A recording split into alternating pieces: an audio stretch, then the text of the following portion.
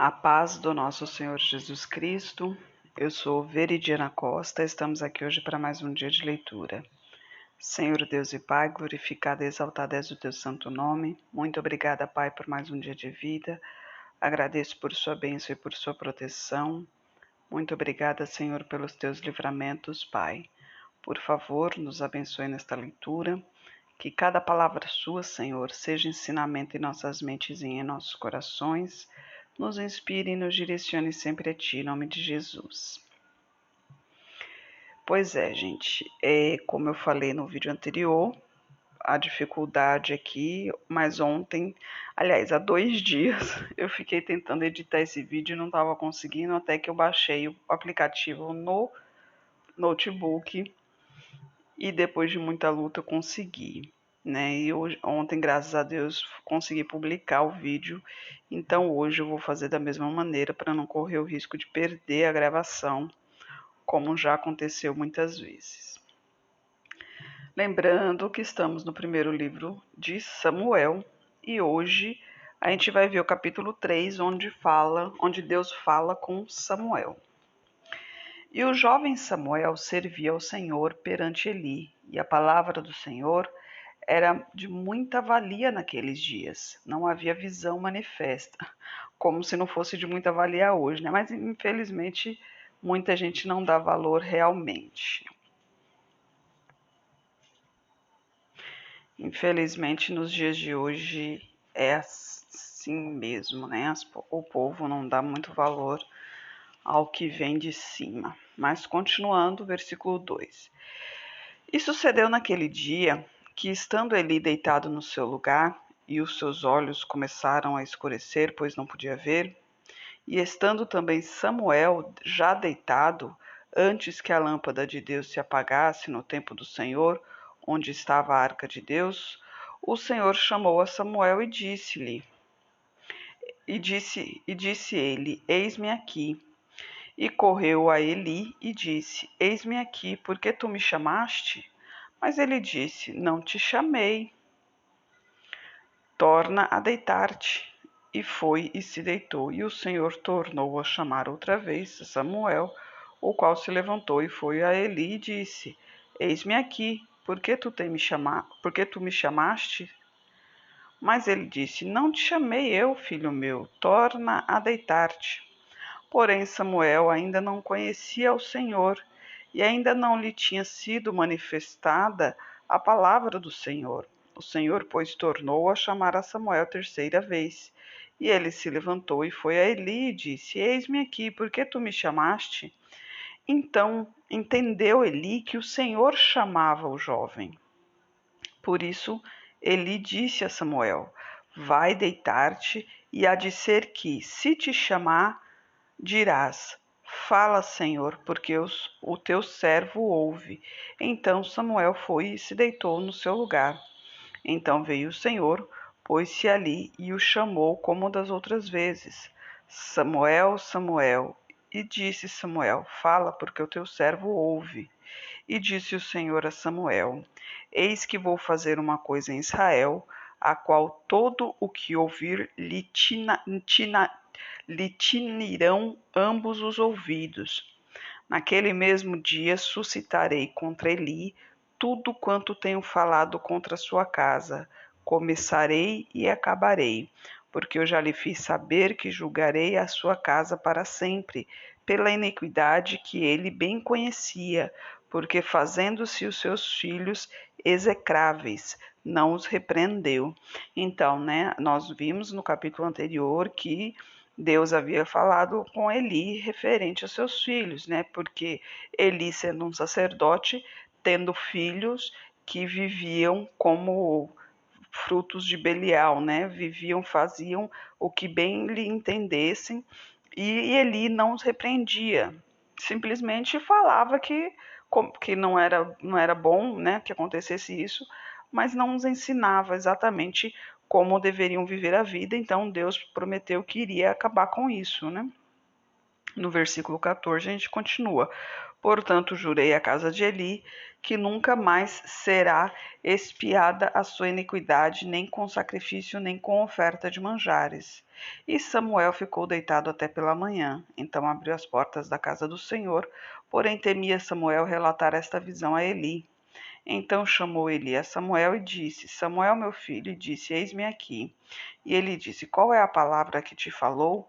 Peço-te que não ma encubras, assim Deus te faça, e outro tanto, se me encobrires alguma palavra de todas as que te falou. Então Samuel lhe contou todas aquelas palavras e nada lhe encobriu. E disse ele: Ele é o Senhor, faça o que bem parecer aos seus olhos. E crescia Samuel, e o Senhor era com ele e nenhuma de todas as suas palavras deixou cair em terra. E todo Israel, desde Dan até Berseba, conheceu que Samuel estava confirmado como profeta do Senhor. E continuou o Senhor a aparecer em Siló, porquanto o Senhor se manifestava a Samuel em Siló pela palavra do Senhor. Nossa, que maravilha, né? Então ali Samuel teve o seu primeiro encontro com Deus. Imagina só quando a sensação dele, quando ele percebeu que realmente quem o chamava era o Senhor, né? O Senhor nosso Deus. No capítulo 4, os filisteus vencem os israelitas. E veio a palavra de Samuel a todo Israel. E Israel saiu à peleja contra os filisteus e acampou-se junto a Abinezer. E os filisteus se acamparam junto a Feca. E os filisteus se dispuseram em ordem para a guerra, para sair contra Israel. E travada a batalha, Israel foi ferido diante dos filisteus, porque feriram na batalha em campo aberto uns 4.000 homens. E voltando o povo ao arraial, disseram os anciãos de Israel: Por que nos feriu o Senhor hoje diante dos filisteus? Tragamos de Siló a arca da aliança do Senhor para o meio de nós, para que nos livre da mão de nossos inimigos. Enviou, pois, o povo a Siló e trouxeram de lá a arca da aliança do Senhor dos exércitos, que habita entre os querubins. E os 2 filhos de Eli, Ofni e Finéias, estavam ali com a arca da aliança de Deus. E sucedeu que, vindo a arca da aliança do Senhor ao arraial, todo Israel gritou com grande júbilo, até que a terra estremeceu. E os filisteus, ouvindo a voz de júbilo, disseram: Que voz de grande júbilo é esta do arraial dos hebreus? Então souberam que a arca do Senhor era vinda ao arraial. Por isso os filisteus se atemorizaram, porque diziam: Deus veio ao arraial.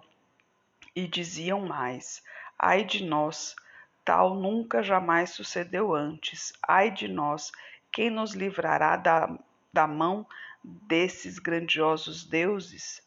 Estes são os deuses que feriram aos egípcios com todas as pragas junto ao deserto. Esforçai-vos e sede homens, ó filisteus, para que porventura não venhais a servir aos hebreus, como eles serviram a vós. Sede, pois, homens e pelejai. Então pelejaram os filisteus e Israel foi ferido, fugindo cada um para sua tenda, e foi tão grande o estrago que caíram de Israel 30.000 homens de pé. E foi tomada a arca de Deus. E os 2 filhos de Eli, Ofni e Finéias, morreram. Então correu da batalha um homem de Benjamim, o qual chegou no mesmo dia a Siló. Ele trazia as vestes rasgadas e terra sobre a cabeça. E chegando ele, eis que Eli estava sentado numa cadeira, olhando para o caminho, porquanto seu coração estava tremendo pela arca de Deus. Entrando, pois, aquele homem a anunciar isto na cidade, toda a cidade gritou. E Eli, ouvindo os gritos, disse: Que alvoroço é esse? Então chegou aquele homem apressadamente, veio e o anunciou a Eli. E era Eli da idade de 98 anos, e estavam os seus olhos tão escurecidos que já não podia ver. E disse aquele homem a Eli: Eu sou o que venho da batalha, porque eu fugi hoje da batalha. E disse ele: Que coisa sucedeu, filho meu? Então respondeu o que trazia as notícias e disse: Israel fugiu de diante dos filisteus e houve também grande matança entre o povo. Além disso, também teus 2 filhos, Ofne e Finéias, morreram e a arca de Deus foi tomada. E sucedeu que, fazendo ele menção da arca de Deus, Eli caiu da cadeira para trás, ao lado da porta, e quebrou-se-lhe o pescoço e morreu. Porquanto o homem era velho e pesado, e tinha ele julgado Israel 40 anos, e estando sua nora, a mulher de Finéias, grávida e próxima ao parto, e ouvindo essas notícias de que a arca de Deus era tomada e de que o seu sogro e seu marido morreram, encurvou-se e deu à luz, porquanto as dores lhe sobrevieram. E ao tempo em que ia morrendo, disseram as mulheres que estavam com ela: Não temas, pois deste à luz um filho. Ela, porém, não respondeu nem fez caso disso. E chamou o menino e acabou, dizendo: De Israel se foi a glória, porque a arca de Deus foi tomada, e por causa do seu sogro e de seu marido. E disse: De Israel a glória é levada presa, pois é tomada a arca. Eu não vou deixar o áudio muito longo, né? Porque eu não sei em relação a esse aplicativo como que eu consigo fazer, se dá para fazer um mais prolongado, mas por enquanto a gente está em fase de teste, né? Melhorando, a gente vai se desenvolvendo um pouquinho mais, até mesmo porque agora eu não me vejo no celular, fica mais estranho ainda para falar sobre o assunto. Mas então, né? Imagina só, a Arca de Deus, ela foi roubada, né? Ela foi furtada ali pelos filisteus. E por que isso tudo, né? Então, isso com certeza a Bíblia aqui irá nos esclarecer. Israel, como sempre, era assim, né? Enquanto tinha um rei que obedecia a Deus, Israel estava com Deus. Mas quando vinha um rei que não obedecia a Deus, Israel se afastava de Deus, né? E hoje em dia também continua do mesmo jeito. Muitas pessoas quando sentem a necessidade, que normalmente é no momento de aperto, são raros os momentos, são raras as pessoas que se chegam a Deus por livre e espontânea vontade, por amor, por graça, né, por vontade própria, assim, por liberalidade, né, a não ser quando já nasce, né, dentro de uma família cristã e segue os caminhos, né, mas na maioria das vezes se chega a Deus pela dor. Infelizmente é assim. Aí o que acontece? A pessoa quer uma bênção, ela vai à igreja, ela ora ao Senhor, ela clama ao Senhor, faz aquele pedido, inclusive às vezes faz até um voto, e quando consegue a bênção, nem todos cumprem os votos, né? Outros cumprem os votos, mas se afasta de Deus novamente.